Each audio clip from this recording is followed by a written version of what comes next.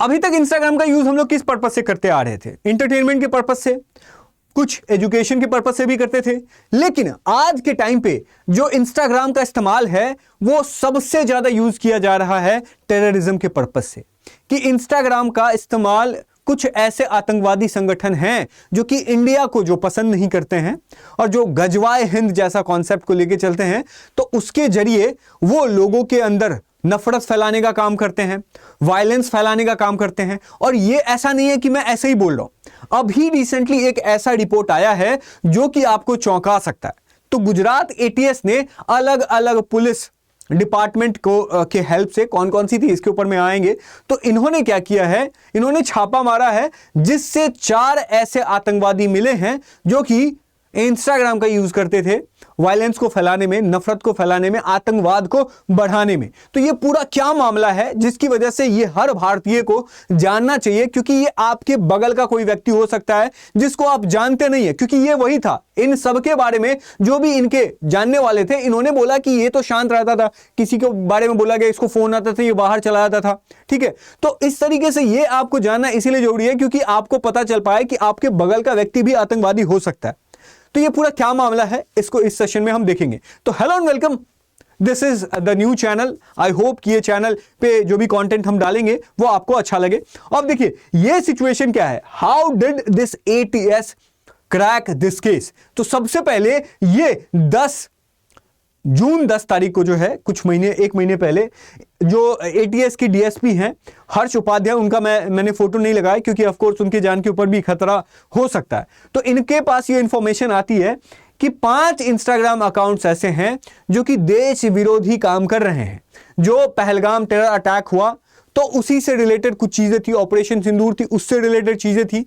और तब ये क्या करते हैं, 21 से 22 जुलाई को ये एक ऑपरेशन को अंजाम देते हैं।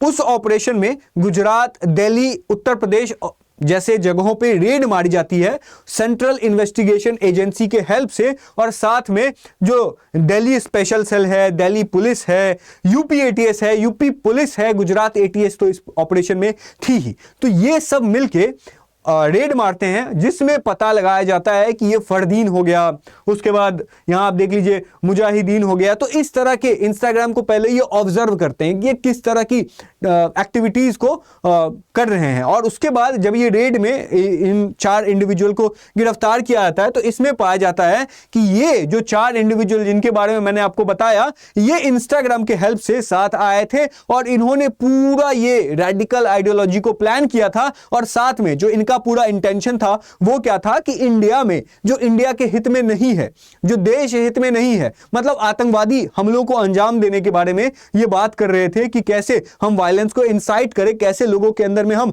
नफरत की भावना फैलाएं, और आगे चल करके ये जो है कुछ एक्टिविटीज ऐसे प्लॉट करने वाले थे जिसकी वजह से कुछ बॉम्ब ब्लास्ट जैसा सीन जो है वो किया जा सकता था। अब ये पूरा इस चीज को लेकर के पूरा डिटेल एग्जामिनेशन किया जाता है, क्योंकि अगर किसी देश में आतंकवादी जैसे गतिविधियों को अंजाम देने की कोशिश की जा रही है तो भारत सरकार और भारत की कोई भी पुलिस जो है वो इस चीज को सीरियसली लेगी ही, क्योंकि भारत जो है वो आतंकवाद को बहुत मतलब बुरी तरीके से झेल चुका है। 26/11 जैसे हमले हमने झेल चुके हैं, 1990s में मुंबई ब्लास्ट हमने देख लिया है, अक्षरधाम पे अटैक देख लिया है, तो ऐसे अनगिनत अटैक्स हैं। अभी जाकर के पहलगाम में हमने टेरर एक्टिविटीज देखा, टेरर एक्ट हुआ था। तो ये सब से हमने इस चीज को देखा है कि भाई पाकिस्तान हमारा अच्छा दोस्त है नहीं और चाइना उसका मदद कर रहा है। तो अगर कोई लोग अगर पाकिस्तानी किसी इंसान से बात कर रहे हैं तो फिर उनको हम सस्पिशन की निगाहों से देख सकते हैं, क्योंकि हमने इससे पहले देखा था कि हरियाणा के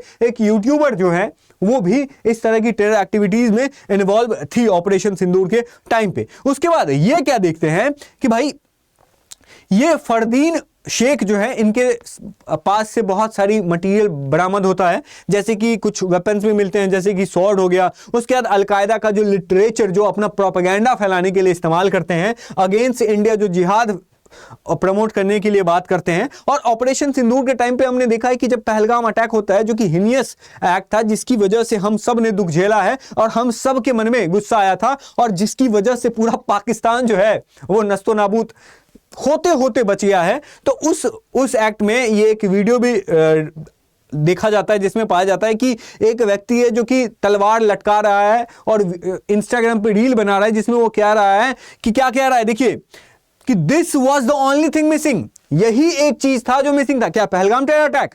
और उसके बाद वो मतलब रिलीजियस स्लोगन लगाता है, अल्लाहू अकबर का वो नारा लगाता है, which is not at all good. उसके बाद ये सीन यहां पे होता है। उसके बाद जो इन सबके इंस्टाग्राम अकाउंट्स थे, इनमें कई तरह के ऐसे ऐसे वीडियोस पाए जाते हैं जिससे आप किसी चीज को शिक्षा नहीं दे रहे, एंटरटेन नहीं कर रहे हैं, आप क्या कर रहे हैं, आप आतंकवादी गतिविधियों को दे रहे हैं। मतलब जो मासूम छोटे छोटे 14-15 साल के, अब देखिए ना, ये जो हैं लोग, ये कौन लोग हैं, ये आपको लग रहा है कि पढ़े लिखे लोग होंगे, ये आपको लग रहा है कि कोई मैच्योर लोग होंगे, नहीं, तो ये कम उम्र के लोगों को ही बहलाने का, फुसलाने का काम करते हैं, इनके अंदर नफरत भरने का काम करते हैं, जिससे इनके अंदर जो है नफरत भरे और भारत सरकार के विरुद्ध जो है ये कदम उठाने का कोशिश करे। और इनका जो अल्टीमेट गोल है क्या है, गजवाए हिंद का, कि हम भाई पूरे इंडिया को जो है वो कॉन्कर करने का इनका जो फॉल्स होप है, जो कि कभी पॉसिबल नहीं होगा, वो ये काम करने की कोशिश करते हैं। उसके बाद आपने इस व्यक्ति के बारे में देखा होगा, ये असीम उमर हैं, जो कि अलकायदा के लीडर रहे हैं और इनको ऑफ कोर्स अफगानिस्तान में मतलब क्या बोलूं मैं, खत्म कर दिया गया, जिसका वीडियो इसके एक्शंस को ग्लोरीफाई करने की कोशिश की गई थी।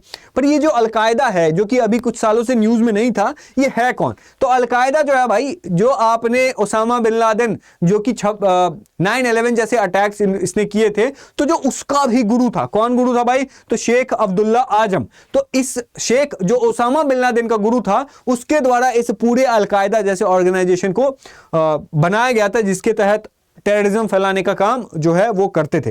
अब जो सबसे ज्यादा शॉकिंग बात वो ये है कि नोएडा में एक जिशान अली नाम का व्यक्ति रहता था, जिसने, जो कि पुलिस स्टेशन से 500 मीटर दूर रहता था, और वो जब भी लोग, आसपास के लोग जो हैं वो बोलते थे कि जब भी इसके पास कॉल आता था ना, ये सबसे बच करके कहीं दूर जाके बात करता था। तो क्या ऐसे बात करता होगा? और ये रिलीजियसली जो है वो थोड़ा एक्सट्रीम बातें भी करता था। इसको जिसने जॉब दिलाया था, मतलब जिसने इसको जॉब दिलाया था, वो कहता है मैं तो कुछ जानता ही नहीं हूं। तो सबसे पहले उसके ऊपर भी कार्रवाई करनी चाहिए, देखना चाहिए कि भाई कौन है, किसको जॉब दे रहे हैं, किसी तरह की डिटेल जो है वो मिलती आ रही है या नहीं। अब देखिए, ये जो इंस्टाग्राम वाला मामला है, क्या ये अभी हो रहा है? नहीं, हमने देखा है कि जैन के जो पुलिस है वो recently 200 extremist social media handles उन्होंने कैप्चर किए हैं। और हमने देखा है कि ये जो पहलगाम के बाद जो ऑपरेशन सिंदूर हुआ, उसमें भी हमने देखा होगा कि कैसे ट्विटर पे जो इंफॉर्मेशन वॉरफेयर जो पाकिस्तान के द्वारा, जो चाइनीज जो एजेंट के द्वारा कैसे इंडिया के अगेंस्ट में फॉल्स इंफॉर्मेशन जो है वो फैलाने का काम कर रहे थे, और जिसमें जो पाकिस्तान के मिलिट्री ऑफिशियल्स थे वो एक्टिवली इन्वॉल्व हो रहे थे। तो हमने देखा है कि ये सोशल मीडिया एक ऐसा वेपन बन चुका है, अगर वो हमारी ग्लोबलाइजेशन को ईजी कर दे रहा है, अगर वो हमारी इंफॉर्मेशन को एक जगह से दूसरी जगह ट्रांसफर करने में हेल्प कर रहा है, तो कहीं ना कहीं इसका इस्तेमाल गलत तरीके से भी इंडिया के अगेंस्ट में भी किया जा रहा है। लेकिन जो सबसे बड़ी दिक्कत ये है वो ये है कि हम सोचते हैं कि ये सारा जो पूरा काम है वो एनआईए का है, वो ये जो काम है वो एटीएस का है, ये जो काम है वो गवर्नमेंट का है। लेकिन एक बात बताइए ना, अगर पहलगाम टेरर अटैक जैसा सिचुएशन अराइज होता है तो इससे क्या गवर्नमेंट को लॉस होता है? क्या अपने लोगों को लॉस नहीं होता है? होता है। जो 26/11 हुआ था, इसमें मरे कौन लोग थे? हमारे ही लोग तो थे।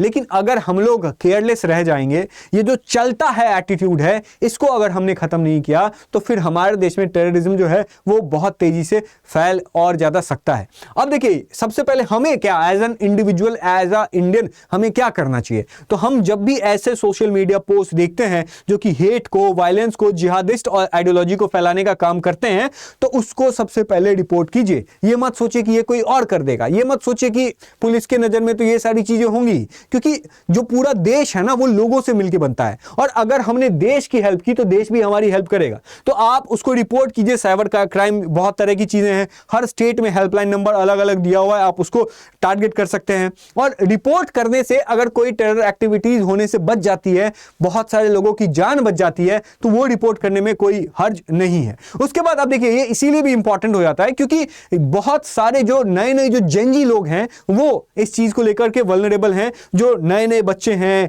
जो लड़के हैं, जो 15 से 25 साल के लोग हैं, उनको इंस्टाग्राम डीएम्स के जरिए बहकाया जा सकता है, फुसलाया जा सकता है, व्हाट्सएप के जरिए, टेलीग्राम ग्रुप्स के जरिए इनको बहलाया जा सकता है। इनके थ्रू जो है आप कॉन्वर्सेशन कीजिए। अगर कोई आपको लगता है कि कोई बच्चा, कोई आपका दोस्त अगर कोई रेडिकलाइज हो रहा है तो उससे बात करने की कोशिश कीजिए, उससे समझने की कोशिश कीजिए कि ये इसका रेडिकलाइजेशन जो है वो वायरल होने के लिए कर रहा है या इसका जो अल्टीमेट गोल है वो भारत को हर्ट करने वाला है। क्योंकि वो आपके बगल का दोस्त भी हो सकता है, वो आपके बगल में बैठा हुआ कोई शख्स भी हो सकता है, या वो आप अगर एक रूम में रहते हैं तो वो दूसरे रूम में रहने वाला व्यक्ति भी हो सकता है। तो उससे आप हेल्प कीजिए और स्टे अलर्ट रहिए अपने लोकल एरियाज में। अगर आप देख रहे हैं कि कोई व्यक्ति है जो कि इस तरह की फिलॉसफी को बढ़ाने की कोशिश कर रहा है, जो कि मतलब मस्जिद से, स्कूल से, मदरसा से, ऑनलाइन इस तरह की एक्टिविटीज को अंजाम देने की कोशिश कर रहा है, क्योंकि इतने अगर आप ये न्यूज देख रहे हैं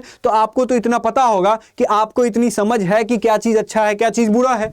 तो अगर कोई चीज आपके नजर में कुछ बुरा हो रहा है, कुछ ऐसे लोग आपको सस्पिशियस दिख रहे हैं जो कि अपनी आईडी देने से बच रहे हैं कि भाई रूम दे दो, आईडी नहीं है मेरे पास, रूम देने से बच रहे हैं, मतलब आईडी देने से बच रहे हैं। कुछ ऐसे लोग हैं जो हाइपर रिलीजियस हैं, जो अपनी धर्म को लेकर के कुछ ज्यादा ही कट्टरता दिखा रहे हैं, तो उनको आप नोटिस कीजिए, उनको आप लोकल पुलिस को एनोनिमसली भी आप कर सकते हैं, आपको अपने नाम देने की भी जरूरत नहीं है। क्योंकि सबसे इंपॉर्टेंट बात यह होता है कि देखिए, ये जो आतंकवाद है ना, ये सिर्फ बंदूक और बॉम्ब के जरिए नहीं फैलाया जाता है। आज के टाइम पे आतंकवाद का जो सबसे आसान तरीका है वो सोशल मीडिया है। इंस्टाग्राम पे आपको सिर्फ इंफॉर्मेशन नहीं मिल सकती है, आपको भड़काया भी जा सकता है। टेलीग्राम पे आपको मैसेज ही नहीं मिल सकता है, आपको देश को उड़ाने की बात भी बोली जा सकती है। तो आप ऐसे चीज़ों को देखिए, क्योंकि देश की रक्षा करने की जिम्मेदारी सिर्फ फौजियों की नहीं है, हम सभी लोगों की है। और अगर कोई आतंकवादी इंस्टाग्राम का यूज हमारे देश को हर्ट करने के लिए कर सकता है, तो हम भी उसी इंस्टाग्राम का इस्तेमाल अपने देश को बचाने के लिए भी कर सकते हैं। तो आज का सेशन यहीं तक। आई होप कि आपको सेशन अच्छा लगा होगा। अगर आपको ये वीडियो अच्छा लगा तो इस वीडियो को लाइक कीजिए और इस नए से चैनल को, जिसको मैंने मतलब आप सबकी मदद से बनाने की कोशिश की है, इस इनिशिएटिव को सब्सक्राइब कीजिए। और फिर मिलते हैं आपसे नेक्स्ट वीडियो में। तब तक के लिए थैंक यू सो मच और कीप लर्निंग।